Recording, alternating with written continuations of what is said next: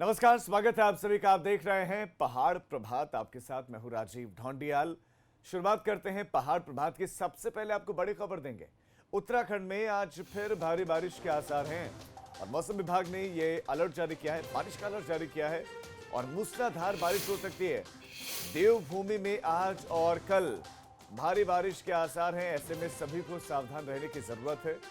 8 जिले ऐसे हैं जहां पर भारी बारिश की चेतावनी मौसम विभाग ने जारी की है। तो मौसम विभाग का अलर्ट और अलर्ट ये है कि 8 जिलों में भारी बारिश हो सकती है। तो उत्तराखंड में देवभूमि में आज फिर से भारी बारिश का अलर्ट। और इस खबर पर रवि कैंतुरा हमारे सहयोगी आपको और ज्यादा जानकारियां देंगे। रवि, 8 जिलों में भारी बारिश का अलर्ट मौसम विभाग का, ये किस तरह का अलर्ट है और कौन कौन से जिले हैं यार? जी देखिए राजीव, हम देख रहे हैं कि बारिश हो रही है और ऐसे में लगातार मौसम विभाग भी अलर्ट जारी कर रहा है। तो अभी जो 8 जिले हैं, आज पहले भारी से भारी बारिश का अलर्ट जो है उत्तराखंड में जारी किया गया है, जो कल तक है, क्योंकि यहाँ पर जो है लगातार भारी बारिश हो सकती है।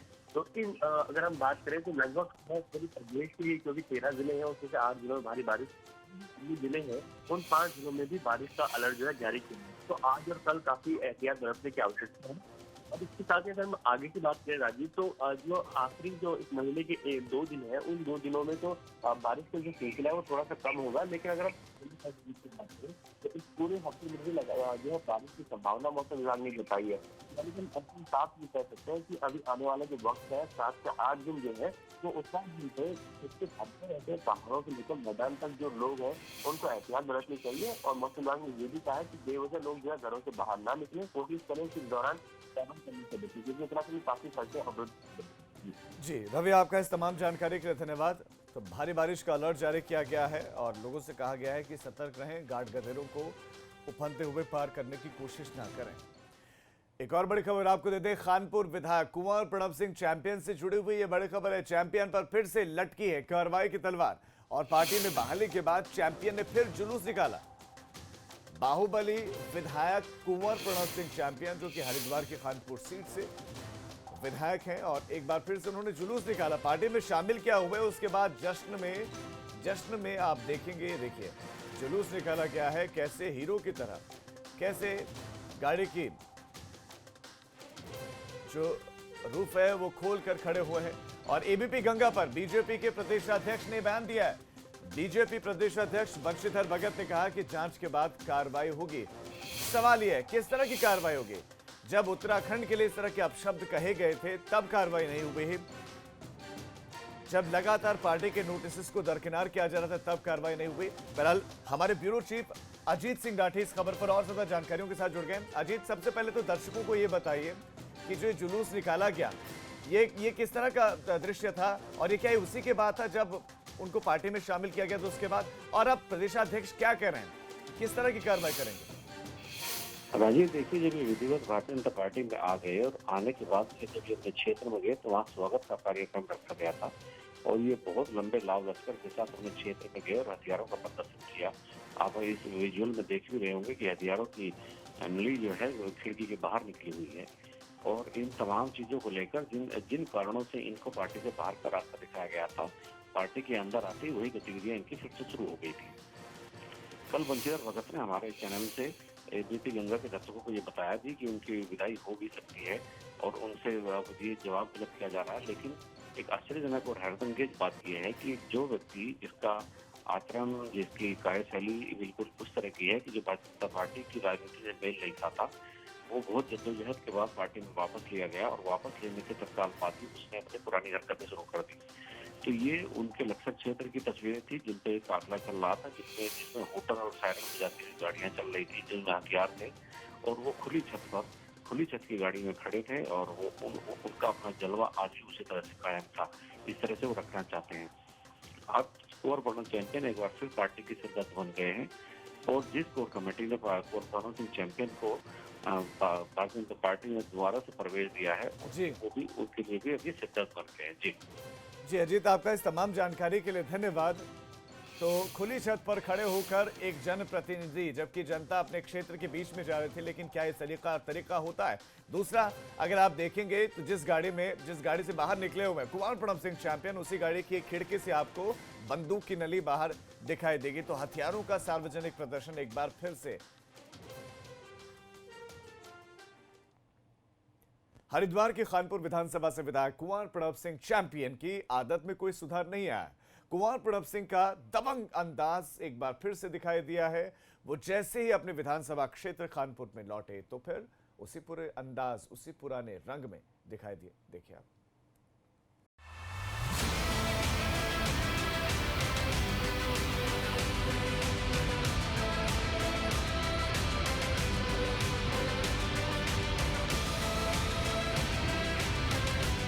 लंढौरा रियासत के वंशज कुंवर प्रणव सिंह चैंपियन आज भी खुद को किसी राजा से कम नहीं समझते।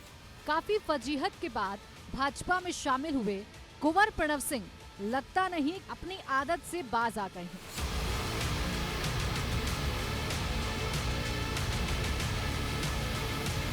चैंपियन के वही तेवर, वही रुतबा कायम।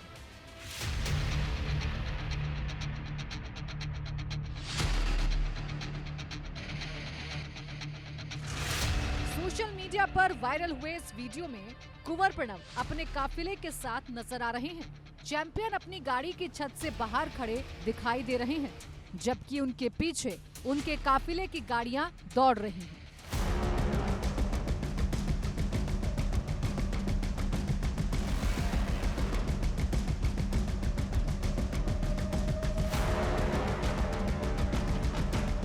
जिस कार में चैंपियन सवार हैं, उस कार में एक शख्स बंदूक लिए बैठा है। कार की विंडो से बंदूक साफ साफ दिखाई दे रही है। चैंपियन को खुद भी हथियारों से खेलने का शौक है, लेकिन बड़ा सवाल ये है कि आखिरकार कुंवर साहब का गुरूर क्या अभी भी टूटा नहीं है?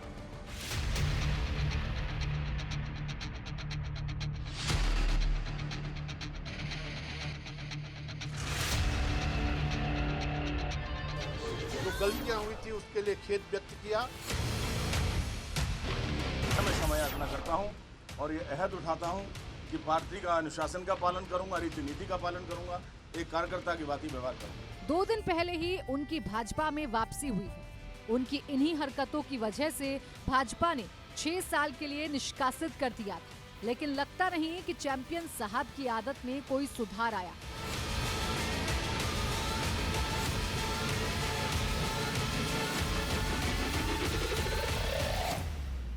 सवाल ये है कि आखिरकार उन्हें घमंड किस बात पर? चैंपियन को इस बात का एहसास क्यों नहीं है कि वो एक जनप्रतिनिधि हैं? कुंवर साहब, क्या आपको नहीं लगता कि आप जो हरकतें करते हैं उससे न सिर्फ आपकी छवि खराब होती है, साथ ही आपकी पार्टी का भी नाम बदनाम होता है?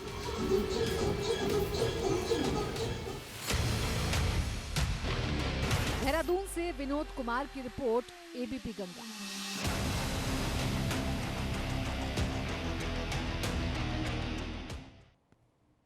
अब हरिद्वार से आपको बड़ी खबर देते हैं, जहां पर संघ के नगर प्रचारक के साथ मारपीट हुई है। संघ के नगर प्रचारक बताए जा रहे हैं और उनके साथ मारपीट का मामला सामने आया है। कनखल थाना इलाके के देश रक्षक तिराहे पर ही मारपीट हुई है। 2 युवकों ने संघ नगर प्रचारक के साथ मारपीट की है।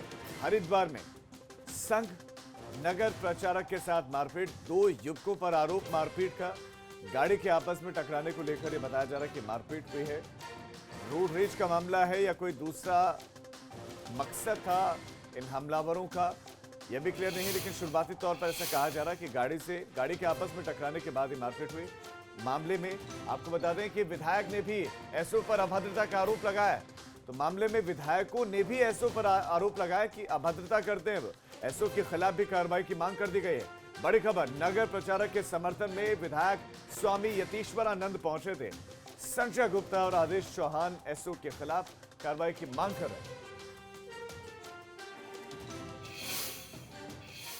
देहरादून में सोशल मीडिया पर पुलिस के बर्बरता का एक वीडियो वायरल हो रहा है, जिसमें पुलिसकर्मी एक महिला की पिटाई कर रहे हैं। पुलिसकर्मी महिला के ऊपर हेलमेट से वार करता हुआ नजर दे रहा है। हालांकि अभी तक ये पुष्टि नहीं हो पाई है कि वीडियो क्या देहरादून के किसी इलाके का है, मगर वीडियो को देखकर इतना जरूर है कि पुलिसकर्मी आम आदमी के साथ बर्ताव व्यवहार कैसा करते हैं।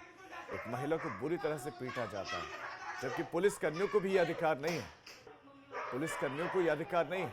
देखिए, रिपोर्ट मांगा है हमने और उसको एग्जामिन कर रहे हैं, और जो भी इसमें कार्रवाई अपेक्षित होगी ठोस कार्रवाई हम लोग करेंगे।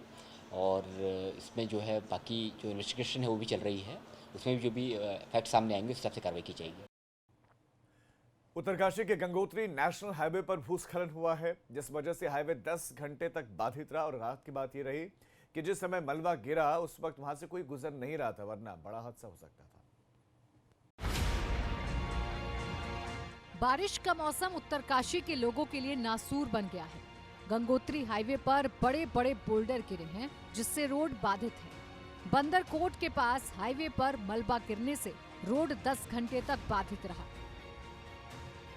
मलबा गिरने की वजह से हाईवे पर वाहनों की लंबी कतार लग गई। नाग देवता मंदिर के पास हाईवे पर चट्टान टूटकर गिरी थी, जिससे हाईवे पर लंबा जाम लग गया।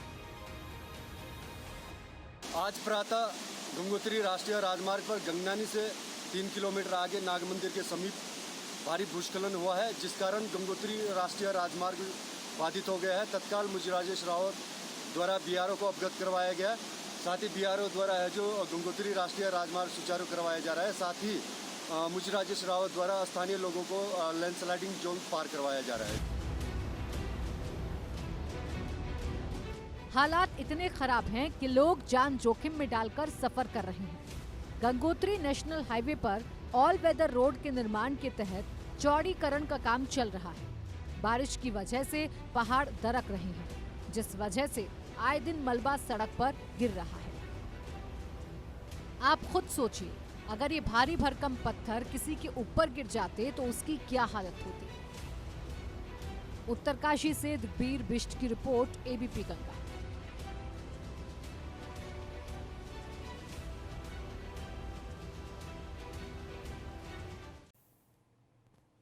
टिहरी में नेशनल हाईवे 94 आखिरकार 64 घंटे के बाद खुल गया। हाईवे पर भारी मात्रा में मलबा गिरा था, जिससे आवाजाही में लोगों को परेशानी हो रही थी।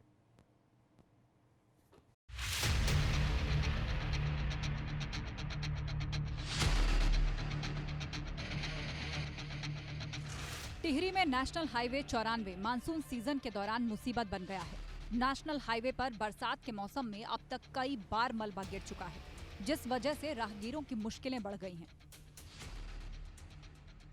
बड़ी दिक्कत इस बात की है कि हाईवे बंद होते ही टिहरी में रोजमर्रा के लिए जरूरी चीजों की आपूर्ति बाधित हो जाती है।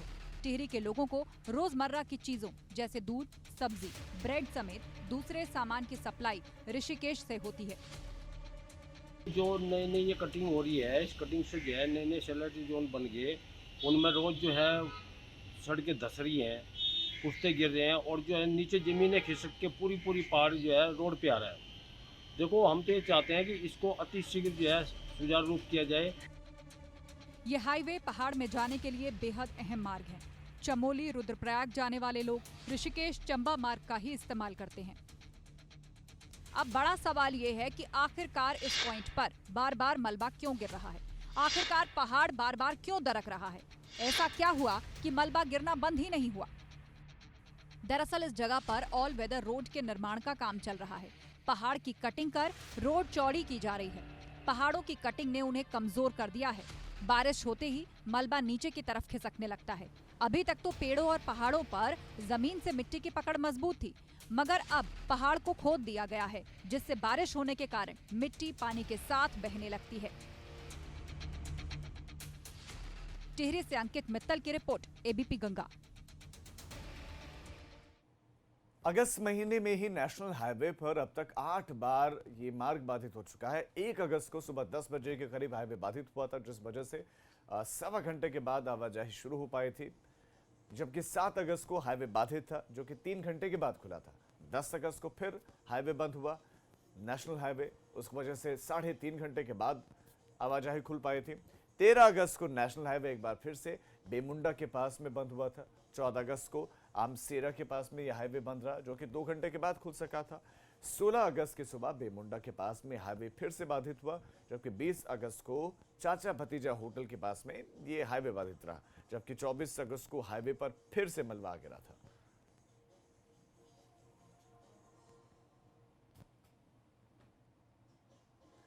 तो अब तक कई बार यह हाईवे बाधित हो चुका है और कर्णप्रयाग से बड़ी खबर आपको देते हैं। 4.5 घंटे के बाद बद्रीनाथ हाईवे खुल गया है। 4.5 घंटे के बाद यह हाईवे खुला है।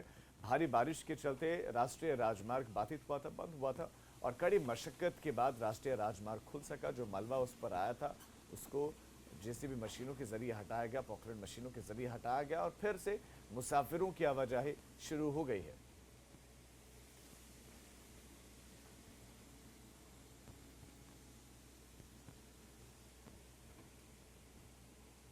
कर्णप्रयाग में 4.5 घंटे के बाद ये बद्रीनाथ हाईवे बंद था, वो हाईवे खुल गया है। भूस्खलन की वजह से ये मार्ग बाधित हो गया था।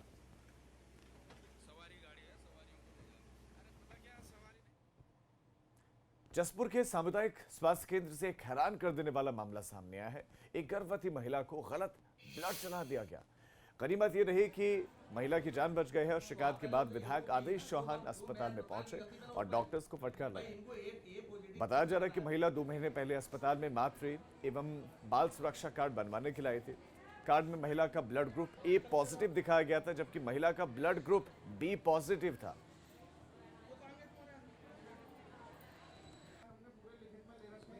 सोलह 6 को इन्हें शिकायत की है। मुख्यमंत्री पोर्टल पे भी डाल लगा और उप जिलाधिकारी को भी लेटर किया है।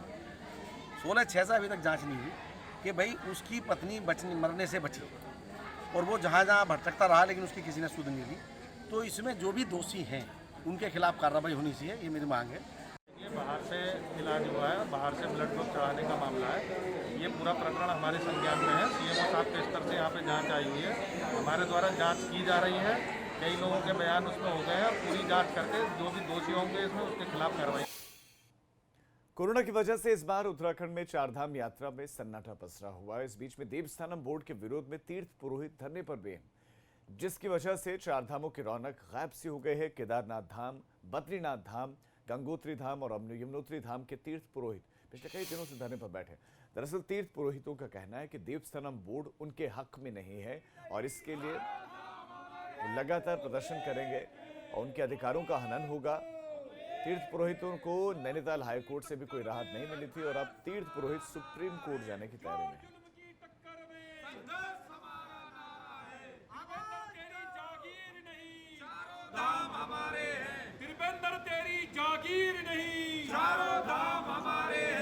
मुख्यमंत्री त्रिवेंद्र सिंह रावत को घेरते हुए नारे बुलंद किए जा रहे हैं। धामों में लगातार ये धरना देते आ रहे हैं, रोजाना धरना देते हैं।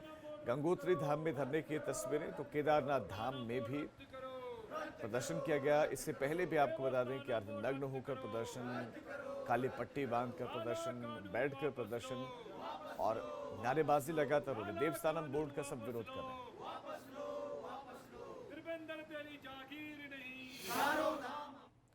जोशीमठ में भगवान फ्यूला नारायण के कपाट आज सुबह 11 बजे आपको बता दें कि बंद हो जाएंगे। मंदिर में भगवान फ्यूला नारायण की विशेष पूजा अर्चना होगी, जिसके बाद कपाट बंद कर दिए जाएंगे। आपको ये भी जानकारी देते हैं कि मंदिर अपनी विशिष्ट पूजा परंपरा के लिए जाना जाता है। यहाँ पर ठाकुर जाति का पुजारी होता है और भगवान फ्यूला नारायण की विशेष फूल श्रृंगार के लिए महिला पुजारी होती है, जो कपाट खुलने के बाद से बंद होने तक भगवान फ्यूला नारायण का फूल श्रृंगार करती हैं।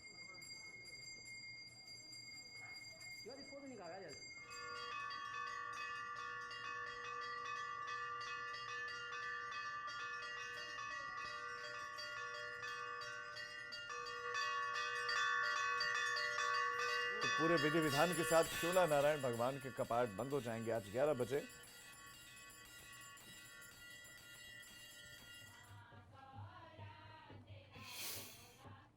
अभी छोटे से ब्रेक के लिए हम रुक रहे हैं, फौरन लौट रहे हैं। आप देखते रहिए पहाड़ प्रभात।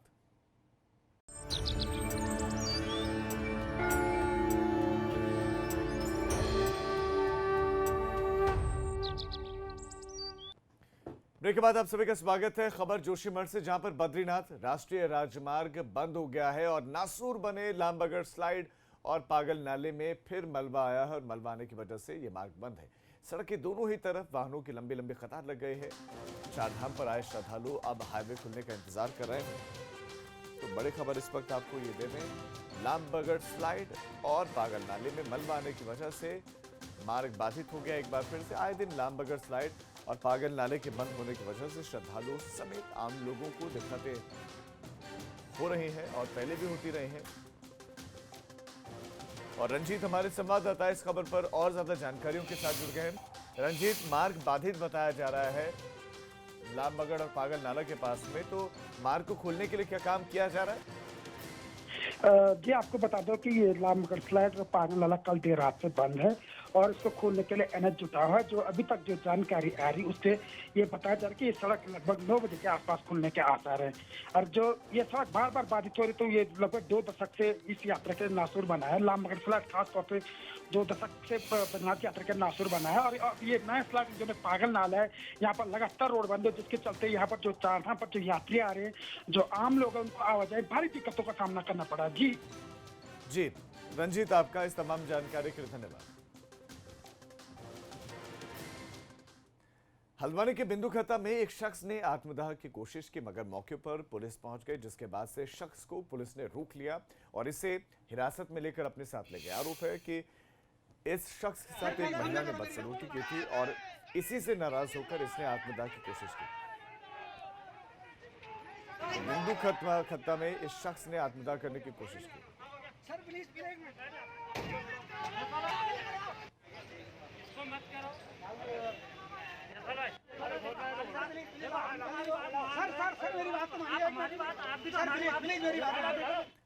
तो पहाड़ प्रभात में फिलहाल इतना ही, लेकिन एक छोटे से ब्रेक के उस पार देखिए गंगा सवेरा मेरे साथ।